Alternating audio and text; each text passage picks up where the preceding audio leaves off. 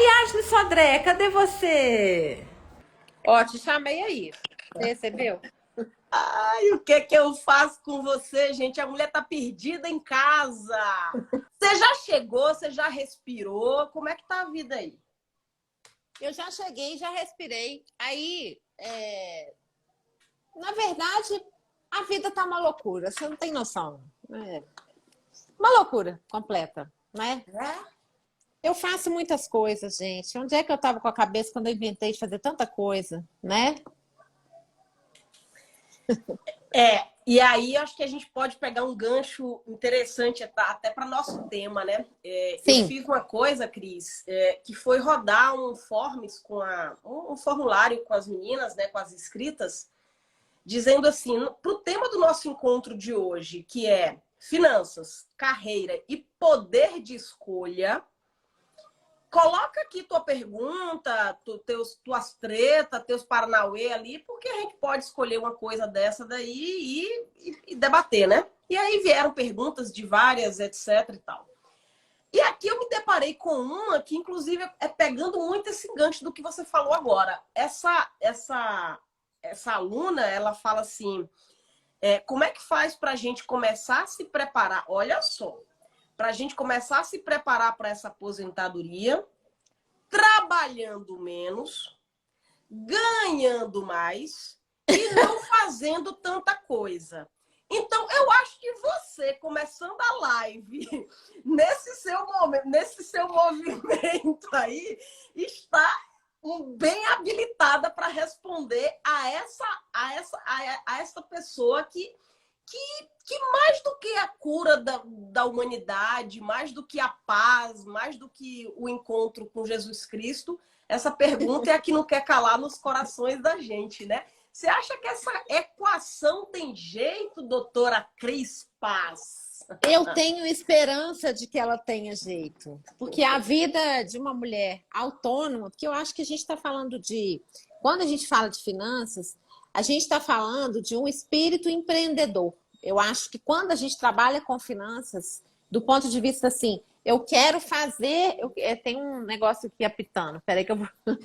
Tá bom. Não, eu acho que tem a ver com essa pergunta, né? Eu acho que. Você entende o que eu estava falando? Assim, quando a gente quer melhorar as nossas finanças, ser dona do nosso. Ser dona da nossa vida financeira, a gente tem que ter um espírito empreendedor. Você entende o que eu estou falando? Assim, no sentido de falar assim, então tá, eu vou fazer isso, eu não vou fazer aquilo. Mesmo que a gente tenha um emprego, né? Mas eu acho hoje em dia que com a mudança dos formatos de trabalho, ter um emprego é uma falsa segurança. Você não concorda comigo? Na realidade, é buscar uma estabilidade que não existe. É acreditar que existe uma falsa estabilidade, e essa estabilidade que lá atrás a gente sentiu melhor em um casamento, em uma carreira, ou sei lá, em qualquer condição, a gente fica trazendo isso culturalmente. Só que você pegou num ponto agora de empreendedorismo que aí mexeu com o meu brio, e hoje eu tô com vontade de problematizar, de deixar o negócio aqui meio e pedir para a turma entrar aqui na polêmica, né? É um assunto polêmico. Ó, Cris, a gente está falando com mulheres, 50 mais, que querem ter uma vida financeira com mais bem-estar, só que ela não quer essa porrada da vida inteira. Tá. Aí a gente vai olhar para uma situação de Brasil onde uma parcela imensa da população adulta em condição de trabalho tem uma atuação empreendedora, ou única, ou para ajudar ali. Então, culturalmente, a gente tem essa coisa do empreendedor, de fazer, de dar o nosso jeito. Bom, vamos lá. Então, a gente tem esse jeito, se vira nos 30, né? O brasileiro. Vira nos 30. O nome empreendedor é recente, né? Porque a gente falava outras coisas lá atrás, né? O nome disso é brasileiro. Aí se eu pego essa galera empreendedora, essa galera que vai ali se virar e tal, a gente vê ali que um pedaço é de homem e outro pedaço é de mulher. Bom, nesse pedaço que é de mulher, a gente já faz um recorte que há uma herança cultural que ferra demais com a gente, onde a gente ganha menos, às vezes fazendo mais, onde a gente tem tripla ou quádrupla jornada, onde a gente tem a sensação de que parece que precisa provar muito mais.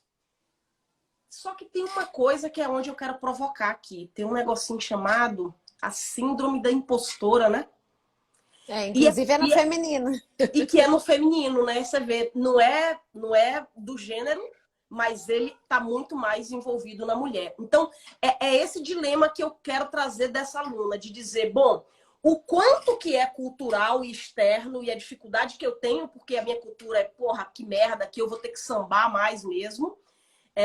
E o quanto que isso tá dentro da minha cabeça a ponto de eu não me achar suficiente para botar a cara para bater e fazer e errar e voltar e sambar de novo e etc. E aí, talvez seja o motivo de tanto cansaço, do porquê que a gente está tão cansada.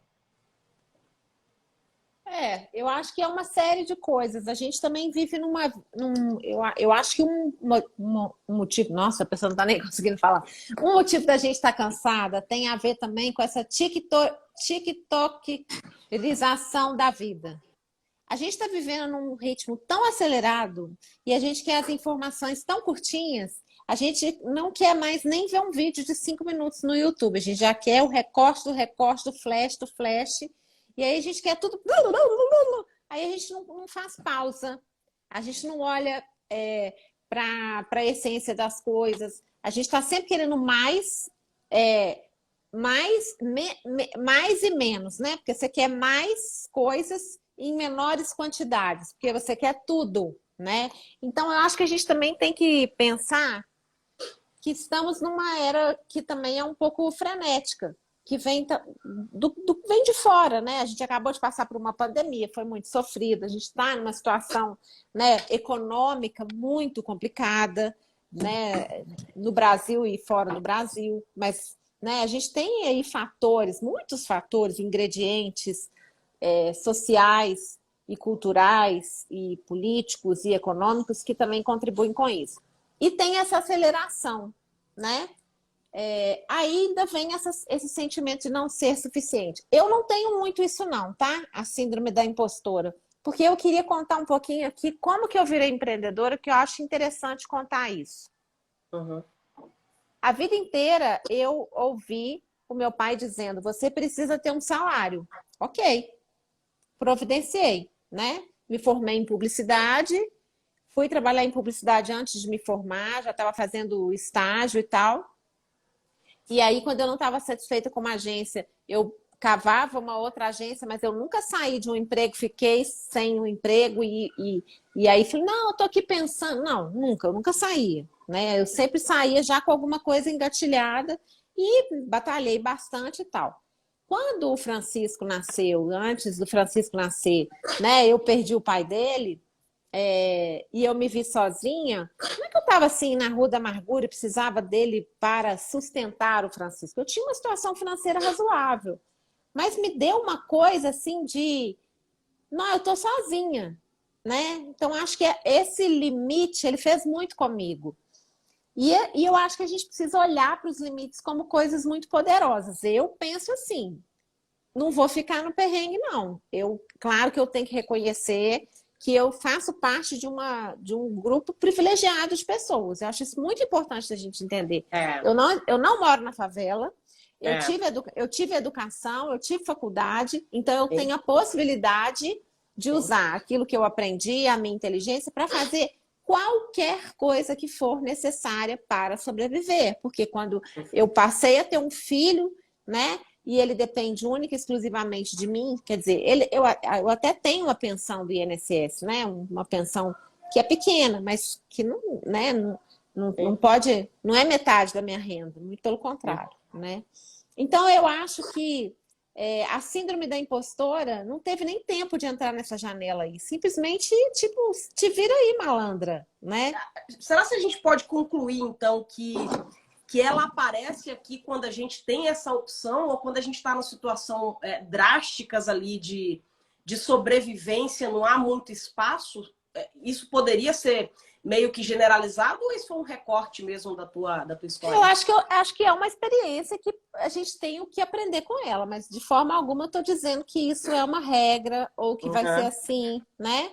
Mas eu acho que existiu na minha vida um potencializador muito grande para uma vida de autônoma. Por quê? Porque aí eu comecei a escrever na internet, e aí comecei a fazer um blog, criei um outro blog, tudo isso junto com a agência. E quando eu vi, esses blogs estavam maiores do que a agência, porque eu fiquei conhecida e tudo mais. Então, é um caso que não acontece toda hora, não, né? Tinha uma história interessante aí.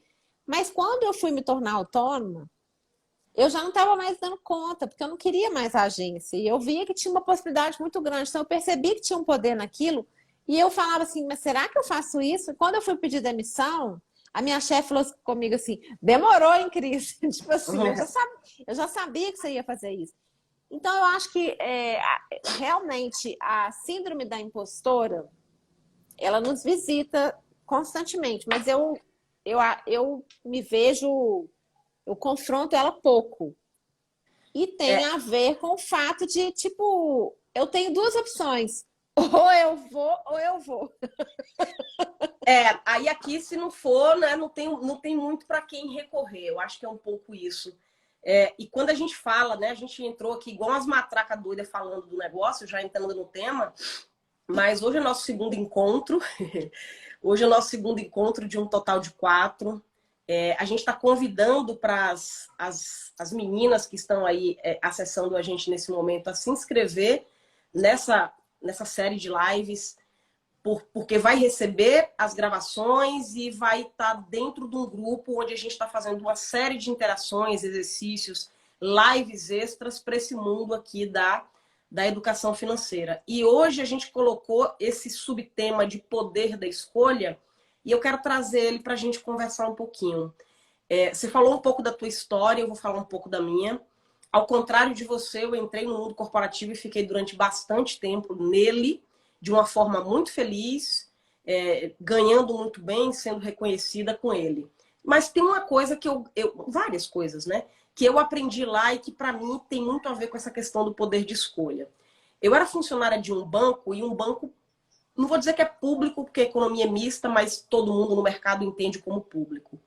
E ali naquele banco público, ele já era reconhecidamente como algo engessado, como algo burocrático, que você tem que ir ali cumprir as normas e padrões. Ou seja, eu não poderia, não sei se nos bancos privados podem ou não, mas eu não poderia chegar lá na minha agência e trocar a disposição de algumas coisas, implementar uma medida nova. Ou seja, cada arranjo que eu fosse fazer era um iceberg, era um navio fazendo a volta no iceberg, assim. Então, era uma coisa monstruosa. Então, eu, moleca velha, de espinha na cara, quando eu entrei ali, eu aprendi uma coisa.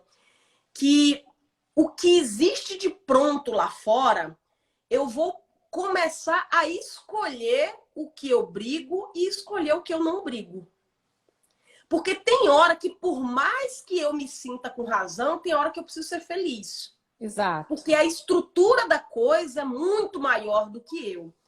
Aí o mundo acaba, vai, anda, eu saio do banco, hoje eu estou no empreendedorismo, aí hoje eu estou aqui falando de um país com isso, com política daquele jeito, com índice econômico assim, com pandemia, com crises, e aqui a gente não quer falar que as pessoas não estão passando por suas dificuldades, não é nada disso, mas eu também olho para isso como aquele grande monstro que era aquela empresa, daquele tamanho, onde eu, desse tamanho, não dava conta de brigar contra aquela estrutura. Então, lá atrás, eu aprendi que o que é que dentro do que eu posso, eu consigo alterar. E essa resposta, Cris, vinha muito para atitudes minhas e coisas que estavam sob meu controle. Então, quando eu falo de poder de escolha, e eu quero bater um papo contigo sobre isso, é a gente talvez olhar um pouco para o nosso umbigo e dentro dele, mesmo com toda a enxurrada de coisas que estão aqui em volta, o que é que às vezes essa síndrome da impostora vem e eu deixo vir, ou que o fato de estar uma desgraça, se é que assim cada um enxerga, pode ser uma muleta para eu deixar de fazer aquilo que eu preciso fazer, que é o quê? é uma faxina. Eu tive uma aula sobre faxina financeira, onde explica tintim por tintim, e depois de explicado, a aluna ainda volta e diz, mas está muito difícil a vida. Eu sei, mas eu estou te explicando o que é que você, dentro da sua casa, pode fazer. Acostumou-se tanto a que está tudo muito difícil, que está tropeçando no óbvio do que é que ela tem que fazer da porta para dentro. Então, eu quero conversar hoje, eu estou hoje atacada. Eu quero conversar hoje, tô adorando. da porta para dentro. Da porta para dentro me interessa, da porta para fora me interessa também, mas eu tô tão pequenininha dentro da porta para fora que eu não tô nem me dando a esse luxo, né? Então, agora falei demais, agora fala o que você quiser. Não, eu achei maravilhoso, porque eu acho que, na verdade, você resumiu o que eu falo muito sobre controle, né? Eu tive uma experiência na minha vida que foi perder o pai do Francisco antes dele nascer. Eu repito muito essa história, pode parecer repetitivo, mas isso foi muito determinante na minha vida. Antes disso, eu tinha perdido meus pais, ou seja, eu me vi diante de situações que eu não podia controlar. No caso da morte do Gui, que eu estava no auge da vida, estava tudo bem, a gente estava apaixonado, feliz. Ele tinha 38 anos, eu tinha 36, a gente estava esperando nosso filho. E de repente, tá. Ele não teve tempo na vida para ver o filho nascer. Vai dormir com uma dessa. E vai dormir com uma dessa. É claro que durante algum tempo eu me coloquei no papel de uma revolta, sou uma viúva, não sei o quê. Até que um dia eu falei assim, gente, até quando eu vou ficar fazendo isso? No papel da viúva, pobre coitada. Então, eu aprendi com eu sempre fui uma pessoa muito controladora.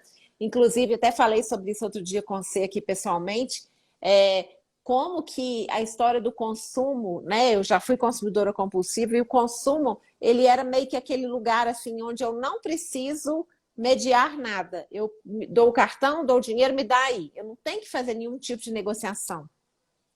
E eu era uma pessoa controladora, organizada, tudo certo, né? Numa tentativa de controlar as coisas. Mas as coisas nunca estiveram sob o meu controle. E quando o Gui morreu, eu aprendi isso de uma maneira definitiva. Só que aí, quando foi passando, eu entendi que aquilo que eu não podia mudar, que é perder alguém, é isso, né? Você se vê diante de um muro, de algo que não vai mudar, não vai voltar atrás. E aí você fala, bom, você tem escolha. Você vai viver a vida toda reclamando disso, colocando a culpa no de fora, ou você vai fazer a sua parte? Então, quando você descobre esse poder que você tem em qualquer situação, vou dar um exemplo. A Anne Frank viveu dentro de uma oficina atrás da casa do pai, né? Escondida na época do Holocausto, né? E ela tinha que ficar ali mais de ano, né? O que ela fez? Ela escreveu. Ela leu.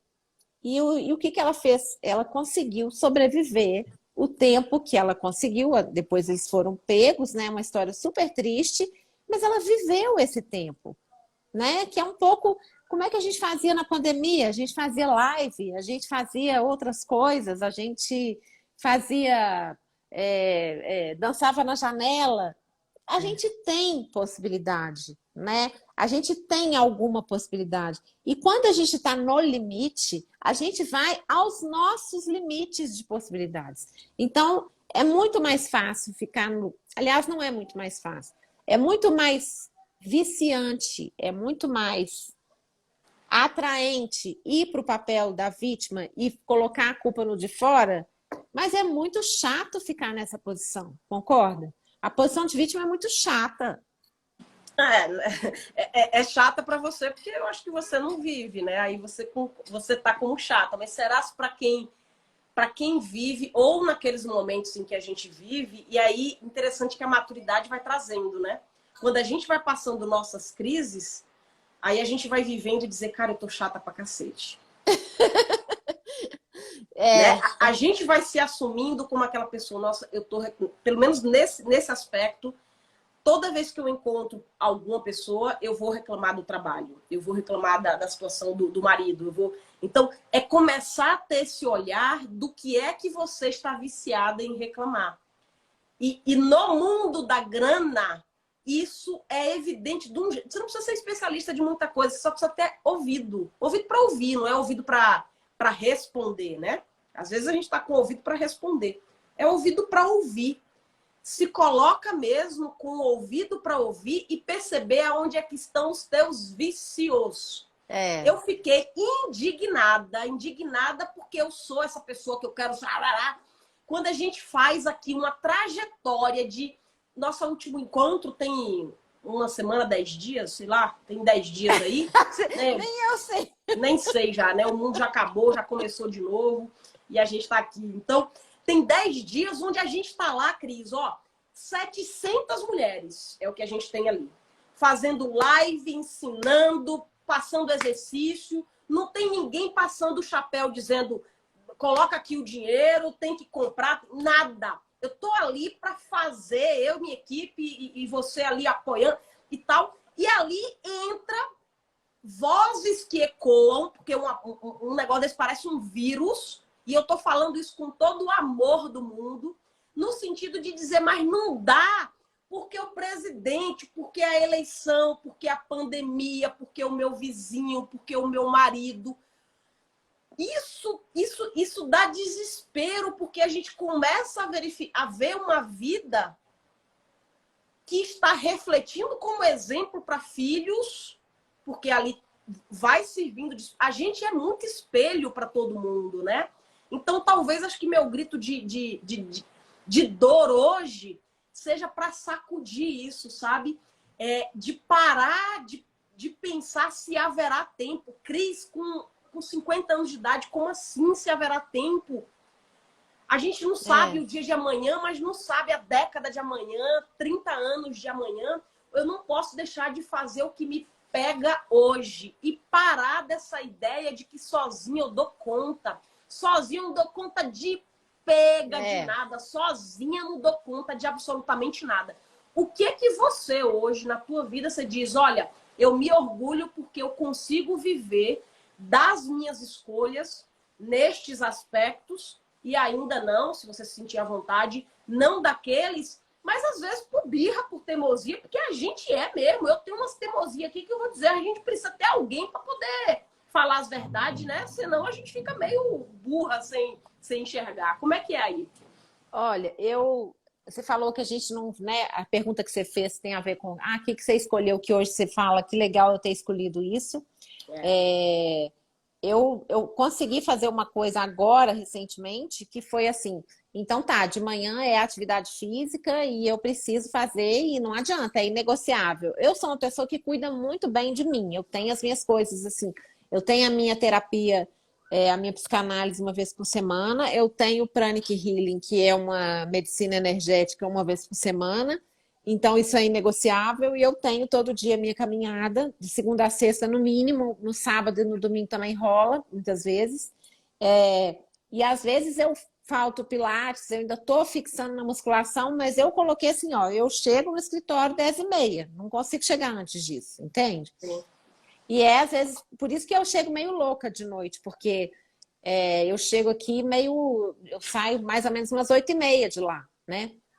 Então, eu acho que é muito legal eu ter feito essa reserva de mercado para mim, porque isso foi uma coisa que eu, ao longo do tempo, entendi que era fundamental, eu ter essa rotina. Então, eu fui conquistando essa rotina, né?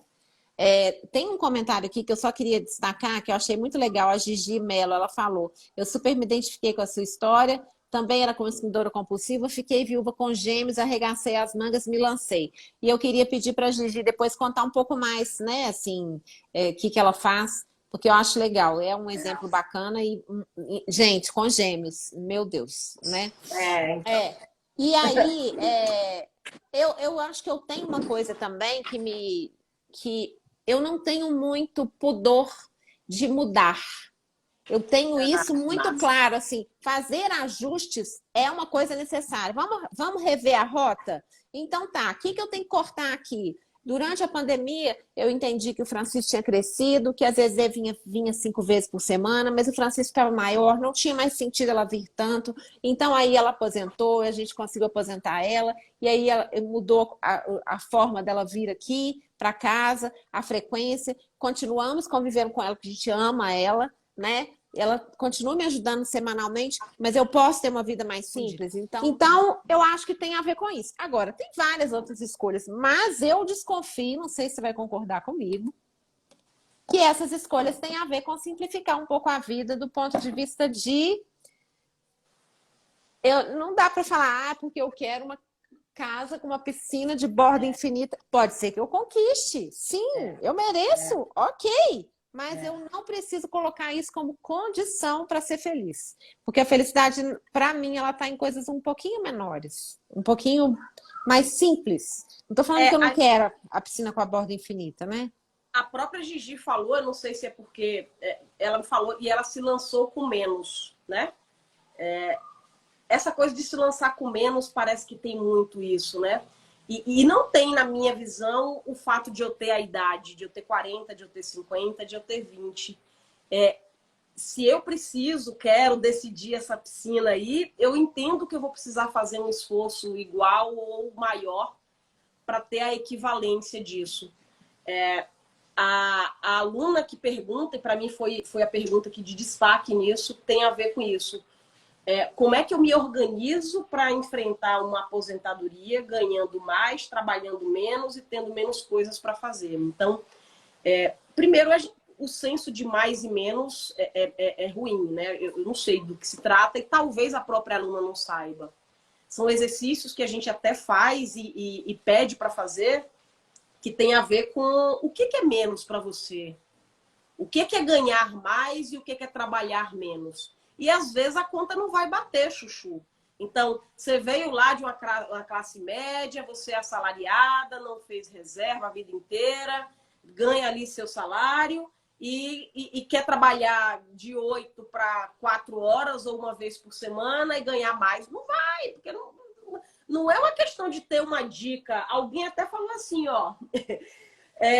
me diga então a quem pedir ajuda se você não sabe ou não está conseguindo para você. Então, olha o nível de pensar que a gente precisa trabalhar com uma fórmula. Amores, passamos já da idade das princesas da Disney, né? Eu acho que é uma grande imaturidade, né? Na verdade.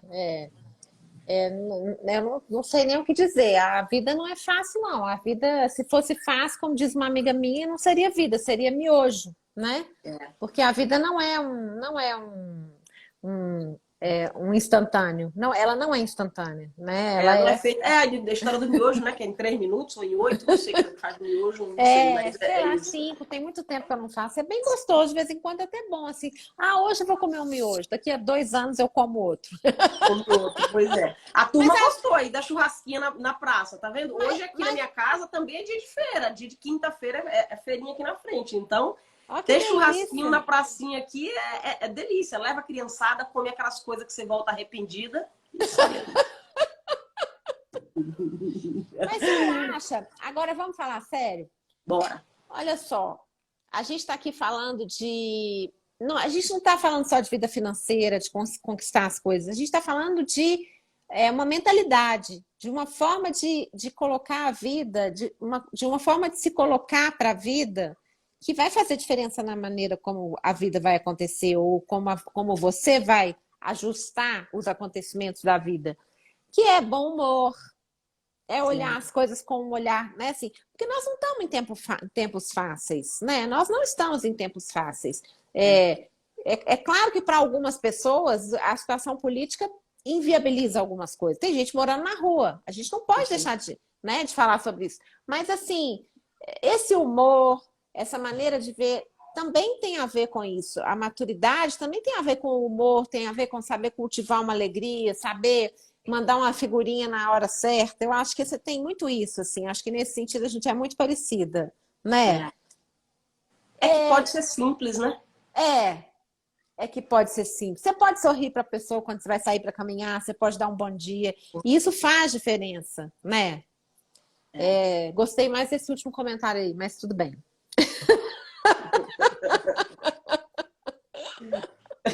Ai, obrigada, Leonardo fofo. Ai, muito bom, muito bom. O que você diria para essa mulher de 50 anos em termos de carreira? efetivamente há possibilidades na tua visão, ou ela empreendedora, ou ela assalariada, quando a gente fala do universo profissional para uma mulher de 50, que sim, já é uma mulher diferente das de 50 lá de trás, mas que existe um preconceito. Se por acaso ela precisar de uma recolocação, talvez haja, não, talvez não, né? Há uma dificuldade maior. Então, sem precisar romantizar ou dar uma de poliana, né, que a gente não cabe nesse lugar, carreira em mulher de 50 dá match? Dá demais. Hoje mesmo, de manhã, eu estava dando entrevista para um podcast super importante, é um podcast de uma empresa de recolocação, de recrutamento e headhunter mesmo, né? E eu estava falando sobre isso, que é um tema que está cada vez, né? É um tema que está crescendo assim, devagarzinho. Eu até vi a Fran Winandi aqui na live, não sei se ela continua com a gente. A Fran Winandi, ela é uma psicóloga especializada em recursos humanos, especializada em diversidade etária na área de recursos humanos, né? Então, ela dá consultoria para a empresa e tal. E eu estava participando desse podcast, na semana que vem vai entrar no ar, e a gente estava falando sobre isso, eu conversando com uma profissional dessa empresa, né? Como que é essa questão dos 40, 50 mais hoje em dia, né? Porque começa já com 40 esse preconceito. As empresas estão começando a abrir os olhos para isso, e a gente tem discutido muito, eu acho que cada vez mais tem surgido conversas para as pessoas entenderem que a competência não está ligada à idade, né? Quando você envelhece, não significa necessariamente se desatualizar, e a competência, o talento, a maneira como você está no mercado de trabalho tem muito mais a ver com a maneira como você vê a vida, e tem a ver com esse mindset que eu falei hoje aqui, né? Uhum. E a gente discutiu muito sobre isso. Então, assim, ainda existe muito, tem muito preconceito, tem gente que é demitida por causa da idade, mas o que vai acontecer é o seguinte: a gente tem hoje no Brasil 26% dos brasileiros hoje tem mais de 50 anos. A cada 21 segundos, uma pessoa faz 50 anos no Brasil. E dentro de algum tempo, eu acho que 57%, acho que em 2050, 57% da força de trabalho vai ter mais de 50 anos.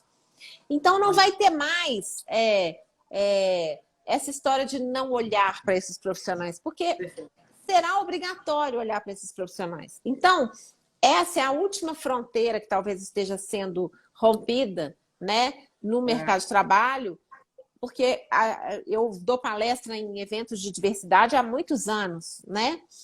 E essa é a última fronteira que está sendo rompida, porque já se fala de pessoa com deficiência, já se fala, né, de diversidade racial, étnica, de orientação sexual. Então, a gente está vivendo um tempo que gênero, né, gênero masculino e feminino, a questão do feminismo e tudo mais, né, a luta contra o machismo, e a longevidade é a bola da vez.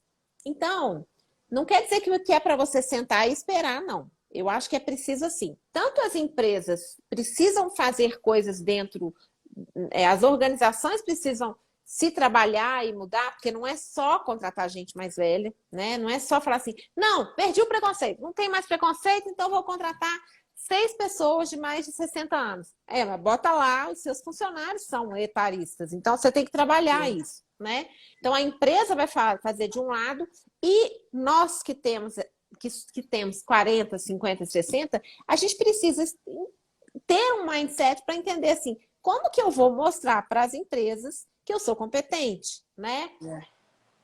Que é me atualizando, estando aqui, conversando aqui, acompanhando o tempo todo, vivendo no meu tempo, porque tem gente de 30 anos que já aposentou antes de fazer 25, e tem gente de 75 que está no mercado de trabalho. Vou dar um exemplo muito lindo, a Helena Chargel, que outro dia até participei de um evento com ela, é uma pessoa, acho que a Helena tem 78, quando ela estava com 70, ela lançou uma linha de lingerie 60 mais, porque ela percebeu que não existia isso. E ela foi desfilar, e ela foi fazer, é uma empreendedora paulistana. Então, assim, dá para fazer, gente, dá para fazer. Não é simples assim, todo mundo pode. Não, não é todo mundo que pode, mas dá para fazer. A gente sempre pode fazer mais do que aquilo que a gente está fazendo, né? A gente pode sair dessa zona aí, que eu chamo de desconforto, porque essa zona de ficar falando que o problema é do outro, o problema é do ambiente, que a pandemia me deixou assim, eu acho extremamente desconfortável, mas eu acho para todo mundo. Eu só acho que tem gente que gosta da dor, tem gente que adora uma dorzinha. E vai atrás dela. Nessa zona de conforto temos, né? Eu gosto de chamar de zona de controle, porque na vida que a gente está hoje, que a gente chama zona de confortos, a gente não acha confortável, não, né? A gente começa a dar lá, não, isso aqui não presta, isso aqui tá ruim. Na realidade, o que a gente tem é uma zona de controle. Então, eu já sei que para continuar nesse casamento, eu já sei o que é ruim nele. Então, está no meu controle o que é ruim. Eu me separar, não. Eu saí dele de, nossa, e agora? Eu não sei o ruim lá de fora ou como é que é. Então, essa zona que a gente vive é uma zona de controle. E eu quero resgatar uma pergunta da AC Faria, onde ela diz assim, ó, mudar de carreira com 48 anos, chance de voltar ao mercado, né? A pergunta, será se há uma chance de voltar ao mercado? E a gente parar de romantizar isso, de que eu tive uma big idea, de que eu tenho paixão por aquilo, de que eu sei fazer muito aquilo, as pessoas dizem, e que isso por si só já basta. Não basta. Nossa de nada, senhora, né? gente, Não basta, não. Eu já tive algumas grandes ideias e mesmo assim não é simples, né? E mais, você provavelmente, como a humanidade, já deve ter visto um monte de ideia bosta vingar e dar muito dinheiro também. Então... Outro dia eu vi uma pessoa falando uma coisa muito legal. E eu acho que é muito legal trazer para cá. Era uma live de uma turma chama Rama Permacultura. Tem nada a ver com o que a gente está falando. E eles falando do tempo, da natureza, do plantio. E aí eles estavam falando o seguinte, é um casal, ele é mais velho, ela é um pouco mais, ela é bastante mais jovem que ele, eu percebi isso. E eles moram assim no interior, no sul, e eles trabalham com permacultura, que eu também não sei exatamente o que é, não, mas tem a ver com, né, com plantio e tal. E eles falando de observação sobre como cultivar a terra, tudo que eles aprendem e tal. E aí ele falou da diferença entre fazer o máximo e fazer o ótimo. E eu achei maravilhoso. E ele dá um exemplo do atleta, que o atleta ele vai no seu máximo, mas ele se destrói para ir no seu máximo. E, né, eu vou resumir aqui, gente, eu vou acabar com o discurso deles, porque, na verdade, eles explicam um tempão e tal. E fazer o ótimo, às vezes, o ótimo não é o máximo, mas você olha e fala assim, tá bom desse jeito. E, sinceramente, que é um pouco assim, melhor o feito que o perfeito, mas eu acho que entre o ótimo e o máximo é um pouquinho mais bem cuidado aí esse exemplo, né? Eu tenho esse senso. Isso é uma coisa que eu fui adquirindo, né? Eu não fico até de madrugada fazendo uma coisa porque vai ser o máximo. Outro dia eu coloquei no ar um podcast que eu criei. O podcast é uma coisa que me dá um trabalho. Eu não tenho como descrever o trabalho que esse podcast me dá. Porque eu fiz um podcast sobre menopausa, né? Patrocinado por uma empresa, já lancei, até a gente vai pôr umas peças de divulgação incrível com a doutora Joelle, falando sobre menopausa. Ela é fodástica no negócio da menopausa e tal. Só que foi 1h30 conversando com ela. Eu tenho uma pessoa que edita meu podcast, que é meu estagiário. Fora isso, eu faço tudo, né? E isso é uma questão muito difícil, porque é o que você falou, a gente não faz nada sozinho, né? Mas para dar para o meu estagiário editar o podcast, eu tive que transformar 1h30 de conversa em 1 hora e tive que fazer, picotar os pedacinhos e depois fazer as minhas costuras ali, apresentando as falas dela. É uma tarefa que não tem... Eu sou doida de fazer isso. Aí outro dia eu falei com uma amiga minha assim, não, eu tô querendo um sócio para esse podcast, que aí eu tenho uma equipe lá e a pessoa divide comigo esse trabalho. Aí minha amiga falou assim, ela tem uma produtora, falou, guria, só quem vai fazer isso é tu. Só quem vai fazer o que tu faz é tu. Tem coisa que eu quero que seja desse jeito. Então, Eu vou, não no meu máximo, mas eu vou no meu ótimo. Mas também, eu sei parar, entendeu? Porque senão fica difícil demais. Você entendeu? Eu falei pra caramba. Não, eu acho que a gente começa a entrar numa corrida que não tem fim. E aí, essa corrida, eu até no meio do caminho esqueço do porquê que eu tô correndo e atrás do quê.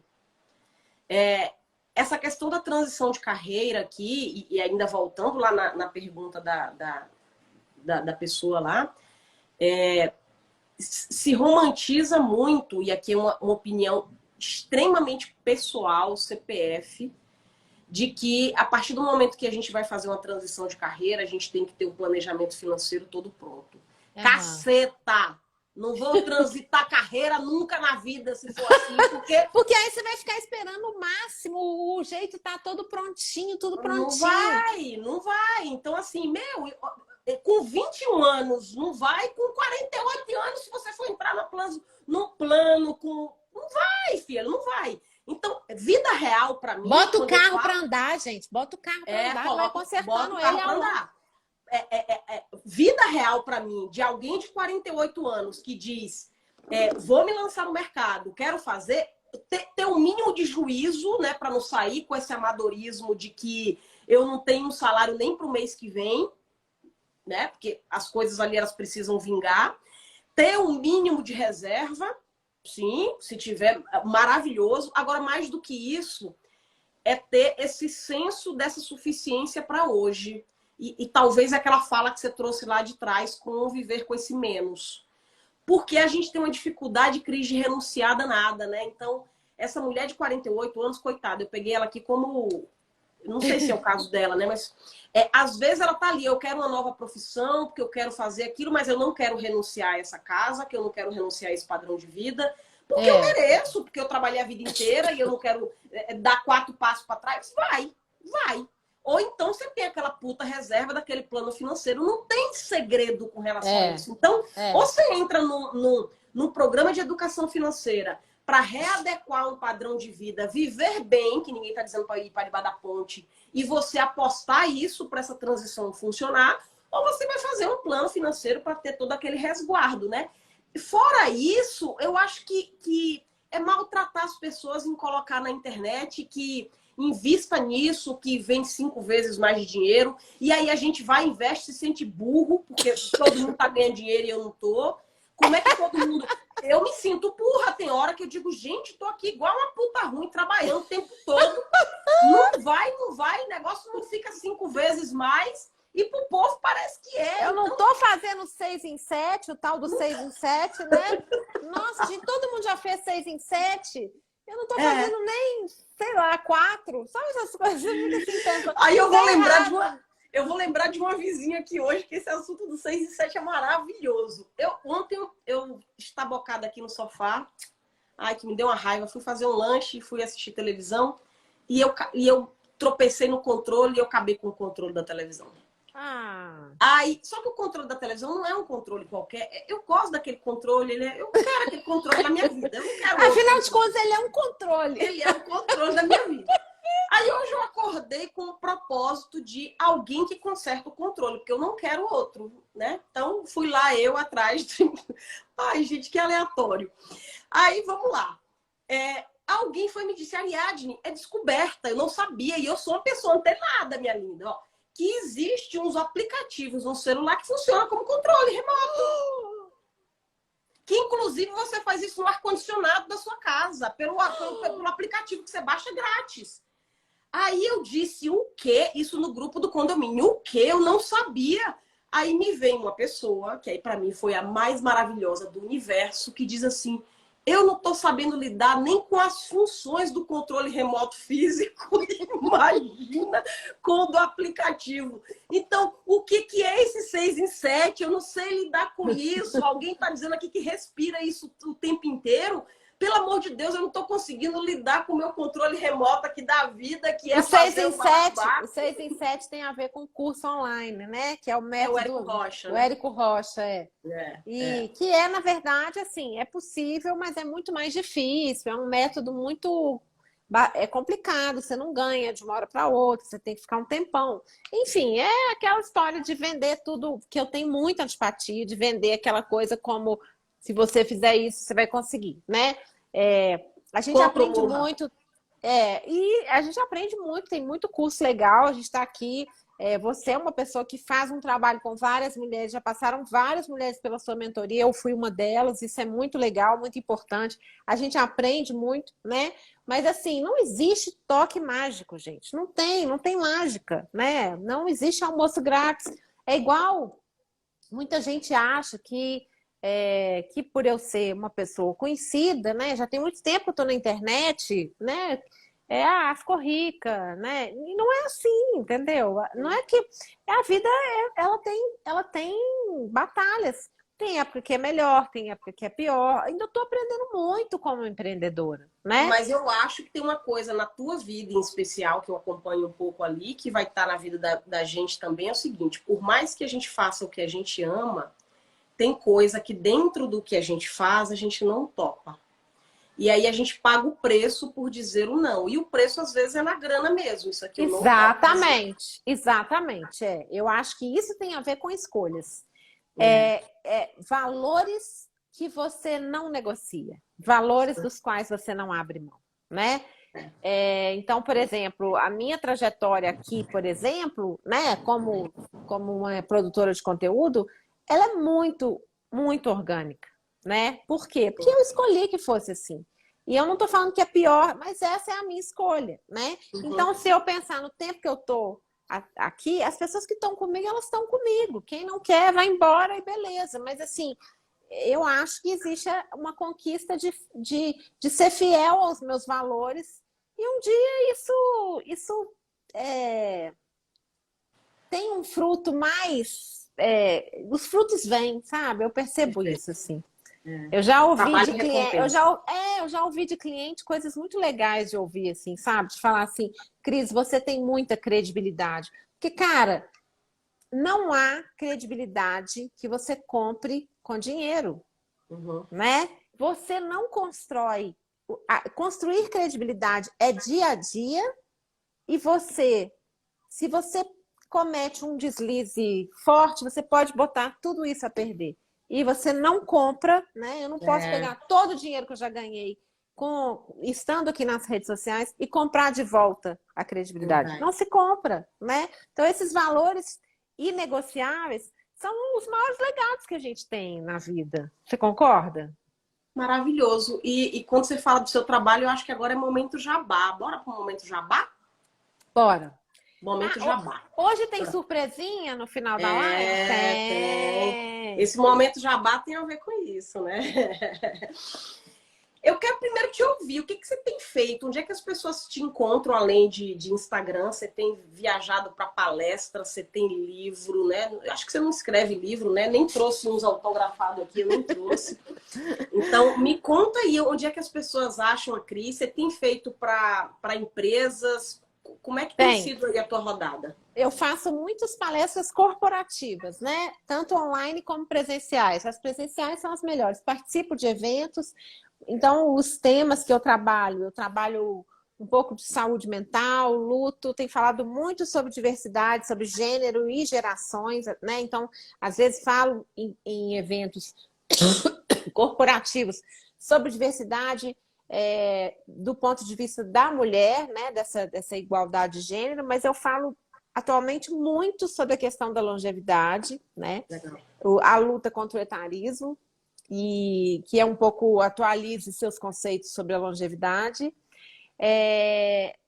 A moda também faz parte da minha vida, mas atualmente eu não tenho mais trabalhado com ela. Eu tenho um livro de moda que eu amo, que é um livro que eu lancei em 2013.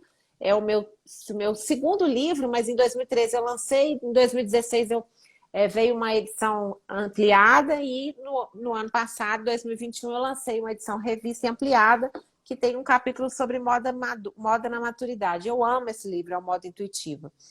Eu já tenho 8 livros, meu último livro tem a ver com saúde mental, se chama Fundo do Poço, o lugar mais visitado do mundo. É um livro que tem feito uma trajetória linda, porque é um livro na área de desenvolvimento pessoal, de autoajuda mesmo, e eu tenho lido relatos toda semana de pessoas que leem o livro, ele está ajudando muito. A gente acabou de vir de um momento muito delicado, né? A pandemia mexeu muito com a nossa cabeça, então acho que esse livro veio numa hora boa.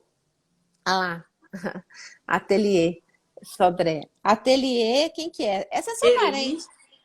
Não sei, gente. Eu vou é parente Sodré. menino. Eli Sodré. Nossa, Eli Sodré. ótimo. Que bom, obrigada. A Jovita falou, eu tenho a primeira edição. Mas eu acho que o meu trabalho, como um todo, fala de comportamento, né? Então, isso está sempre ligado. Você me ouve eu vou fazer propaganda do meu podcast, que é o 50 Crises, que você pode ouvir em qualquer plataforma de podcast, na sua preferida. E eu também tenho as minhas colunas na Band News aqui de Belo Horizonte, que também você pode ouvir no Spotify. Hoje a coluna se chama O que a Vida Quer da Gente. Então, procura no Spotify ou em outra... Eu acho que está no Spotify e em outras plataformas também, que aí não é uma coisa da Rádio Band News. Deixa eu ver o que mais que eu faço, gente. Eu tô anotando aqui, né? Eu vou dizer, cara, essa conta não vai fechar, né? 24 horas só, tem que descansar, tem que... Então, eu acho que, na verdade, eu tenho aprendido a fazer menos coisas. Então, por exemplo, vou dar um exemplo que eu acho legal. A gente está acabando, mas eu queria só contar. Por exemplo, no começo do ano, eu comecei a escrever para o Terra, para o site Terra. Fui convidada e tal. Só que era semanal. E tornou minha vida uma loucura. Porque um texto semanal, eu já tenho a Band, que é segunda, quarta e sexta, né? Então são 12 textos por mês. Eu já tenho o Dia de Botê, que é o site que eu escrevo, que eu falo. Essa mulher faz até chover no Nordeste. Ou se eu pudesse, eu fazia outras coisas nos próximos dias aí. Aí eu comecei a ficar louca com esse texto do Terra, porque eu não estava conseguindo, e eles queriam que eu escrevesse mais pautado no que eles queriam. Aí eu desisti. Então, acho que saber dar passos atrás é outra coisa fundamental para uma vida boa, né? Muito bom, mas faz bastante coisa, viu, mulher? Faz bastante coisa e vai na feirinha da frente, come churrasquinho de gato e volta para casa para fazer live ainda, tá vendo? Ó. Então, na verdade, meu sonho atualmente é fazer o ótimo e ganhar o mesmo tanto, porque atualmente eu tô fazendo o máximo, né? Mas eu tô sabendo fazer as escolhas. Isso tem sido eu tô sabendo fazer as escolhas, fazer menos coisas, consumir menos coisas. Esse menos vira mais na nossa qualidade de vida, né? Bacana. Então, ó, momento jabá feito. Aqui tem umas edições aqui de uns livros que eu trouxe. A Cris falou aqui. Eu vou mostrar 3 dos que eu trouxe aqui, autografado pra turma lá, ó. Modo Intuitiva, tá aqui, ó, autografadíssimo. Essa coisa mais linda aqui. Ai, gente, assim, escrever uma árvore, plantar um livro. Você não falou dele. É um livro de crônicas específicas sobre maternidade, que é um assunto que eu já falei muito. Na verdade, a maternidade me colocou nas redes sociais, né? Então, esse livro é lindo. É um livro com várias crônicas que eu fiz, muito inspiradas no Francisco também. A foto tá linda, assim, que vocês escolheram. Eu acho que só o braço do Francisco mudou um pouco. Ele tá bem mais fortinho. E aqui o livro que você falou do Fundo do Poço, que na minha interpretação tem uma escolha muito bonita, principalmente o subtítulo, né? Não sei se você entende como subtítulo, mas o lugar mais visitado do mundo, porque de fato, né? Quem nunca, algumas vezes até. A gente se encontrou nessa história aqui e a gente está juntas, inclusive, para levar para os nossos públicos esse tipo de papo que ele não deixa de ser sério por ter nossas pitadas de humor, ele não deixa de ser de verdade, onde a gente também trata das nossas fragilidades e a gente traz essa mulherada para pensar mesmo nesse sentido de vida, o que é que se quer da carreira, tirando essa romantização de que vai não fazer nada e ganhar muito ou fazer muito pouco. Para mim isso é romantizado. Tirar um pouco esse peso que se tem sobre dinheiro e sobre finanças. Então, é um convite para isso. Pode ser simples. Então, a gente está com um grupo lindo. Hoje, a gente completou 750 mulheres inscritas. Tá muito bonito mesmo o movimento. O que tem acontecido? O que tem acontecido aí com essas 750? 750 são inscritas neste webinário que a gente está fazendo aqui de 4 encontros, né? Elas assistem os 4 encontros, igual toda pessoa que entra ali no Instagram, recebe essas gravações, mas tem um acompanhamento de mentoria de educação financeira nesse tempo, né? Ali em grupo, através de exercícios. Então, no próximo sábado, minha parente aí, a Sodré, né? Próximo sábado a gente vai ter uma live extra, Cris, só sobre investimentos. Então, falando para as meninas que muitas perguntas que elas colocaram hoje naquele formulário é voltado para investimentos. Então, sossega a periquita, que sábado é só sobre investimento. Eu estarei lá para falar sobre investimento. E domingo, né, no sábado, eu vou para a parte teórica da coisa, explicar lá sobre investimento, como começa, onde faz, o que é bom, o que é ruim. E no domingo é só tira-teima, é dúvidas mesmo. Então, quem assistiu no sábado vai pegar a sua vida lá e me passar para a gente fazer lá meio que mentoria ali ao vivo e tal. Nossa. Então, a gente se encontrou nessa jornada. E outra coisa, é de fato para entregar o conteúdo e passar o final de semana ali estudando juntos, né? Então, o que a gente está fazendo aqui demais com isso? Fechamos aqui um acordo e uma estrutura aqui na escola para que a gente atenda 12, 13, 14, até dia 16 de outubro, o que nossa agenda couber de mulheres que se inscreverem em uma sessão, né, em um encontro de mentoria em finanças de forma gratuita, que pode ser comigo, pode ser com alguém do meu time, porque dependendo da quantidade eu não vou dar conta, obviamente. Então, o que vai acontecer? Quem está no grupo de WhatsApp, que são essas pessoas inscritas ali, então se você não se inscreveu, vai no link de uma das bios aqui, se inscreve, é gratuito, vai entrar no grupo de WhatsApp. E lá no grupo de WhatsApp a gente vai colocar um link de um formulário que você vai preencher, porque eu preciso saber se você quer falar de dívida, se quer falar de investimentos, se quer fazer uma transição de carreira e como é que viabiliza isso. Então, é um formulário simples para a gente entender sua demanda. E aí, você respondendo esse formulário, a gente vai encaixar a quantidade de pessoas que a gente conseguir até dia 16 para atender todo mundo. Então, é uma forma que nós aqui partilhamos de que com os nossos trabalhos, independente se essa pessoa amanhã vai contratar a Cris para uma palestra, independente se essa pessoa amanhã entra no programa de educação financeira da escola, independente disso, é colocar um pouco do nosso trabalho a serviço daquilo que a gente acredita, né? Então, Sim. faz muito mais do que qualquer outra coisa acontecer. Então, corre lá, eu acho que é o momento de fazer, é um encontro efetivamente para olhar para aquela vida dela e trazer bem-estar e finanças para o que significa para ela o bem-estar, para o que significa para ela aquela saúde financeira. É um olhar para aquilo. Agora, tem um outro ponto que é interessante, fez com compromisso. Eu não sei você, Cris, mas eu sou chata, sabe? Você não é chata, não. Chata sou. Eu sou chata daquela pessoa que gosta só da novidade, do oba-oba. Aí ela vai lá, pega o horário de uma mulher que poderia estar e não está, porque não conseguiu a vaga, não aparece, ou se aparece, não está comprometida, tá ali só para ver. Sabe aquela coisa de dizer assim, nossa, tem um buchicho na vizinhança, deixa eu ir lá ver o que é, por curiosidade. Então, coloca ali você efetivamente dizendo, cara, eu vou aproveitar esses 60 minutos com compromisso. Esse é o único pedido que a gente faz, por quê? Porque tira o horário de alguém que poderia estar sendo ajudado de fato. E é incrível, gente. Eu já fiz mentoria com você, em particular, e foi muito fundamental para mim. E eu queria só fazer um comentário que a Ingrid Littmann, ela fez uma pergunta sobre moda e viver com menos. Eu queria dar uma dica que o Modo Intuitivo tem muita dica disso. Na verdade, o Modo Intuitivo ele não é um livro para incentivar o consumo, ele é um livro exatamente para a gente aprender a consumir bem, né?